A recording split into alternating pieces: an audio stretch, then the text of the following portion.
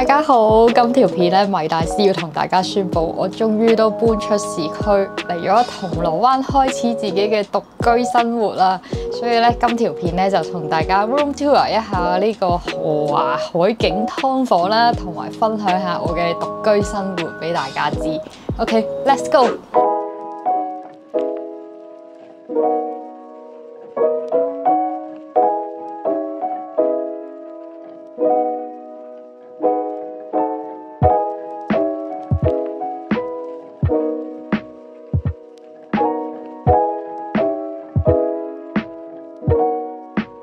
講明嘅劏房啦，咁就一眼望晒，得咁大嘅啫，一個 sofa 啦，同埋張床，跟住後面係廁所，就係得咁多㗎咋，咁就啱啱好夠一個人住啦。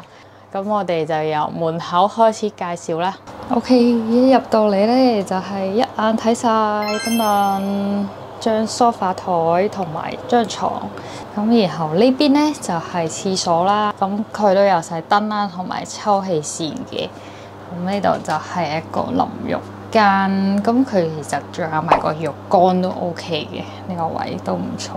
跟住仲有塊鏡啦，跟住塊鏡咧裡面咧仲有好多地方可以放嘢嘅，但係我係冇乜嘢可以放咯，所以真係冇乜嘢啦。跟住之後就係呢個洗手盤啦。咁出嚟租屋咧有樣嘢咧，我冇諗過係咁緊要啦。我之後咧先發現原來係好重要嘅，就係佢個熱水爐啊！因為好多舊樓咧，佢都係用一個儲水式嘅熱水爐啦，所以咧好多時候咧佢係會得10分鐘左右嘅熱水咯。租之前咧最好問一問個業主，或者自己試一試個熱水咧係可以用到幾耐。呢個熱水咧，佢就係可以用到2分鐘嘅熱水咯。如果係冬天嘅話，係超級麻煩。好彩咧，呢度係有個浴缸啦，咁我哋用呢個浴缸儲咗一大堆熱水，跟住再喺度沖涼咯。如果唔係嘅話咧，2分鐘係完全冇可能同時間洗到頭啦、洗埋面啦。我平時仲刷埋牙啦，仲沖埋個身。佢真係一首歌都未播完，跟住佢就已經係完咗咯個熱水。到呢個位咧，佢就係個 open kitchen 嘅位啦，但係乜嘢都冇，完全冇啲煮食爐啊，乜嘢都冇嘅，就係有個洗衣機。但係個洗衣機已經好舊啦，因為如果冇洗衣機嘅，成日都攞啲衫落去樓下洗衫，我就好麻煩啦。佢呢個台咧係可以咁樣拉出嚟噶啦，咁你可以喺上面食嘢嘅。上面呢度咧仲有個爐咧，咁佢呢個咧就係個抽氣扇咯，咁你就可以喺度煮嘢食都得啦。咁呢個咧就係我嘅早餐 area 啦，咁就可以喺呢個位咧食早餐啦。你見我咧係可以坐喺呢度咧，就係因為咧佢本身呢度咧係有張高台嘅，係預你咧可以有2個人咁樣坐喺度啦。咁張台邊度變出嚟咧，就係喺個 sofa 嘅底啦。但不過咧，我係一次都冇攞過張凳出嚟嘅，因為太麻煩啦，又要攞嚟攞去，又要收翻埋，所以我通常咧就係就咁樣坐 sofa 就算啦。劏房咧好似好細咁樣，但係其實佢有好多空間可以收納咧，係可以將所有嘢都收得埋，我覺得好犀利呢個位真係。呢度除咗有個洗衣機啦，有個雪櫃啦，仲有個洗碗盤。咁佢呢度咧已經配埋所有嘅清潔用品啦，同埋一啲垃圾膠袋咁嘅嘢嘅，就可以煲水啦，仲有啲紙巾啦。咁佢啲餐具咧都係呢度本身已經提供埋㗎啦，所以係超級方便嘅，係乜都唔使帶。咁仲有啲紅酒杯添。呢度咧有個都好緊要嘅用具，就係呢個吸塵機。呢個吸塵機咧超級方便，因為呢個咁細咧，你唔會放到個拖把啊同埋掃把咁樣噶啦，所以咧全靠用呢個吸塵機咯。我想講每日吸一吸咧係超級多塵嘅，唔知點解係我啲頭髮啊，我真係懷疑自己有脫髮危機，開始甩勁多頭髮咯。咁呢個架我唔知係用嚟做咩嘅，所以我就用佢嚟擺啲食物咯，同埋水咯，冇嘢可以擺，因為。咁點解呢度咧又有一個架咧？就係因為本身呢個架咧係放咗喺呢度嘅，但係因為我即係嗰度又好似唔係啱擺其他嘢冇位放，咁我就放咗喺呢度啦。咁我就用嚟裝啲飲品啊，將佢拉翻窗簾，乜都睇唔到。咁呢度就係我平時最長時間逗留嘅地方，就係呢張梳化啦。咁我就可以用呢個梳化，然之後就呢個就係張台，咁樣我就可以喺度做嘢啦。咁呢張台咧本身係冇嘅，咁然後我就想靠 sale 嗰度咧執咗張台翻嚟啦。其實平時咧張台係好亂嘅，因為排嘢，所以我而家咁樣係算執整齊咗噶啦。咁然後就有個 mon 啦，咁呢邊就係個喇叭啦。然後呢邊咧就係個蠟燭，咁夜晚黑就可以點蠟燭啦。因為冇紙嘅關係啦，我就攞咗張紙巾咧就做紙啦，就用嚟寫啲草稿。跟住就有副眼鏡啦，有耳機線啦，跟住又有沓紙巾啦，有啲唇膏又唔知點解喺度啦。呢個眼藥水係極力推介大家。因為平時啲眼藥水咧，通常就係1個月之後就要掉㗎啦嘛，但係呢個可以用3個月嘅，因為佢真空包裝。跟住下面咧就係啲線啦，亂到唔想執啊，因為太打晒棘，我唔知可以點樣整啦。咁然後有塊地氈啦，我都幾中意呢塊地氈，因為幾舒服咯。咁呢個位咧，我就可以換完衫，然之後就可以呢度出門口啦。我都講呢個係衣櫃啊。咁呢個衣櫃咧，佢都可以裝到幾多嘢㗎。咁例如呢度有衫啦，跟住上面又可以放嘢啦，跟住佢下面咧都有位可以放其他嘢嘅。但係我放咗啲紙巾，呢紮衫我係冇折過，全部一洗完之後就掉入去啦。幾中意呢間屋嘅原因咧，就係佢有好多窗啦，即係例如出邊嗰度有一個窗啦，跟住一間房入邊都有一個窗啦，然之後再有後面呢度一個好大嘅落地玻璃窗，咁就可以睇到晒成個海景嘅。所以咧，你一起身咧就見到個靚景，心情都好啲。個床頭咧都有啲置物嘅空間可以俾你擺嘢嘅。咁我就用嚟叉電啦，同埋擺咗啲風筒啊咁樣。擺喺個櫃咧，其實就可以放到勁多嘢啦。但係咧，我都放唔晒啲嘢，因為太大啦。我都係亂放咯，乜都放晒入去。呢一層咧就裝化妝品嘅。你唔好以為咧劏房咧就係好細冇地方可以放嘢啦。因為咧呢間屋咧係完全顛覆咗我嗰個概念啦。除咗啱啱 show 嘅呢一個櫃可以放嘢之外啦，咁然後咧佢張床咧呢度咧都有3個櫃桶可以放嘢嘅，得呢一個櫃桶係有放嘢咯，就係放咗啲攝影嘅器材啦。咁然之後其他嗰2個櫃桶我都係冇放嘢嘅，跟住都未完。仲有呢個咧係可以拉開嘅，佢係一個油壓式嘅一個床啦，裡面咧係超級多空間可以放嘢咯。見唔見到呢度有2個箱啦？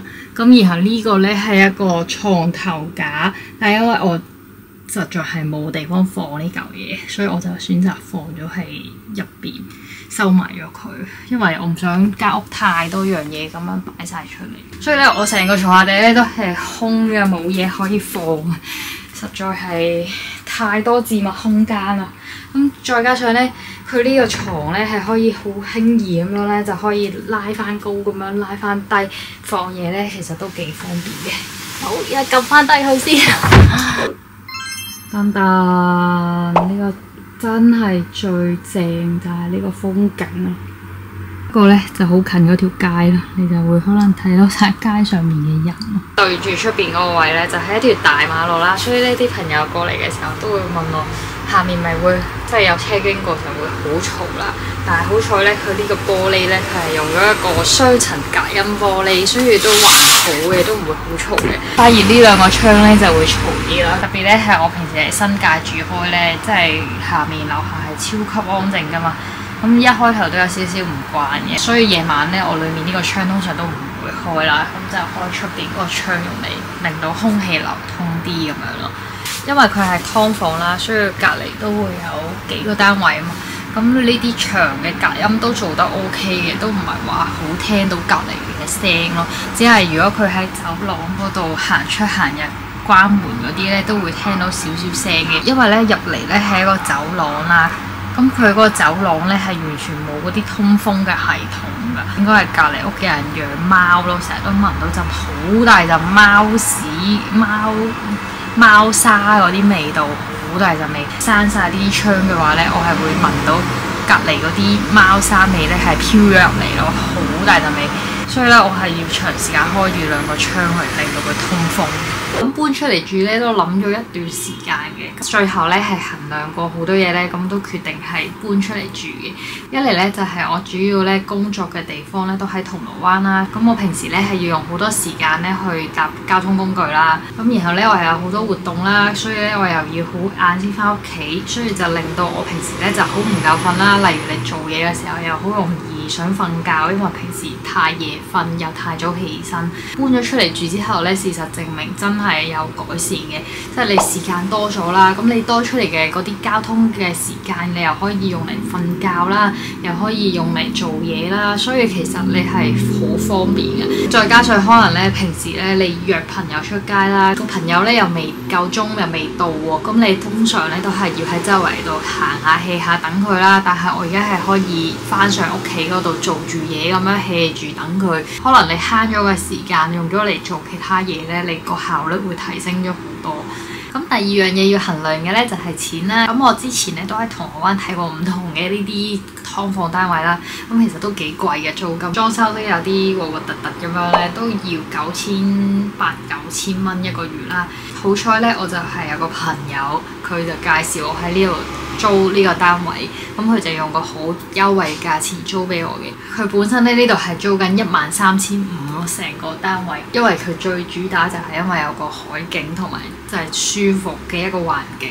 租屋嘅時候咧，其實都幾難嘅，因為銅鑼灣啲樓盤咧都係去得好快咯，即係你可能今日見到，然後聽日就會冇咗啦。咁除咗喺嗰啲中介 App 嗰度租之外咧，我仲有 join 咗好多個唔同嘅租屋嘅呢啲Facebook 群組啦，咁然後咧我都發現咧，其實入邊有勁多咧係呃人嘅咯，即係佢可能係想呃你俾訂金，跟住之後其實佢根本就係冇嗰個租盤嘅。如果你想唔透過地產咧去租呢啲樓盤啦，而慳翻嗰個中介費嘅話咧，我就建議要極之小心呢啲咁嘅群組，特別係一啲人咧嗰啲人名啊，或者佢用嗰啲字咧係簡體字咧，多數都呃人嘅。不過咧呢度嘅租金咧，其實佢就係包晒水電煤所有嘢㗎啦，同埋 WiFi 啊，所有嘅嘢你就唔使再煩，再搞其他嘢，所以呢個都唔錯嘅。可能有人會覺得如果自己一個住嘅話咧，就可能會有啲孤獨感啦。但係我暫時咧就搬咗出嚟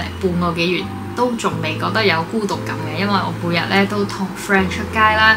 因為你住喺市區咧，就更加容易約到啲朋友啦。咁大家平時約出街都係出市區㗎嘛，所有吃喝玩樂嘅地方就喺樓下，周街都有勁多嘢食啦。又或者可以叫 friend 上嚟咧一齊睇下劇啊。咁呢個係自己住嘅一個好處咯。如果你同屋企人住嘅話，你好難可以叫啲 friend 成日隨時都可以上嚟你屋企咁樣。搬出嚟最大嘅問題就應該係做家務啦，因為平時我喺屋企咧係有工人咧幫你做晒所有嘢噶嘛，但係依家咧就要自己洗衫啦，跟住又要掃地啦、換床單啦，又要抹台啦，跟住又要吸塵啦，就會多咗好多呢啲瑣碎事務要做。個感覺咧就係好似咧以前讀大學好似住宿舍嘅感覺翻嚟啊！呢個都係一件好事嚟嘅，你好似感覺上唔使靠屋企啦，自己可以處理到所有嘅生活大小事務。咁呢個都係一個培養自己獨立嘅一個方法嚟嘅。呢條 room tour 片咧就係咁多啦。如果大家咧都想知道更多嘅獨居生活嘅話，你都可以喺下面留言話俾我知。咁我哋就下條片再見啦，拜拜。